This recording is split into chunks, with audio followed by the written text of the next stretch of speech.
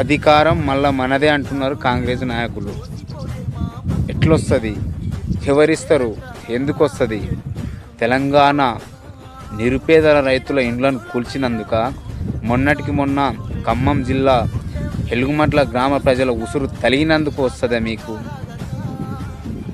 గతంలో మరి 2023 ఎలక్షన్లో మరి కేసీఆర్ మీద ఫామ్ హౌస్లు ఉండడని చెప్పి ఇష్టానుసారంగా ప్రచారం చేసి గెలిచినటువంటి కాంగ్రెస్ నాయకులు, ఈ కాంగ్రెస్ ప్రభుత్వం మరి అధికారం మళ్ళీ అనడానికి మరి కొద్దిగానే సిగ్గుచేటు ఉండాలి.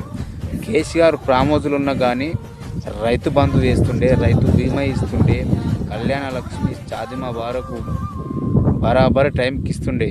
మరి మీరు బయట తిరుగుతుండ్రు కదా, ప్రజాపాలన కదా, ఎక్కడుంది మీ ప్రజాపాలన అని అడుగుతున్నాం. ఎట్లా వస్తుంది అధికారం? మహిళలకు 2500 నెలకు ఇచ్చేటందుకు వస్తుందా? మరి తెలంగాణ రాష్ట్ర రైతన్నలకు మరి 3 సార్లు రైతు బంధు ఎగ్గొట్టినందుకు అధికారం ఇస్తారా? మరి మీరు తెలంగాణ రాష్ట్రంలో గతంలో 2023లో కేసీఆర్ మీద మీ ఇష్టానుసారిగా ప్రచారం చేసి గెలిచినటువంటి మీ కాంగ్రెస్ ప్రభుత్వం మరి కేసీఆర్ చేసిన పనులు చెప్పుకోలేక ఫెయిల్ అయ్యిండు. అంతేగాని నెక్స్ట్ రాబోయేది బీఆర్ఎస్ఏ పక్క గుర్తుపెట్టుకుని. జై తెలంగాణ, జై కేసీఆర్.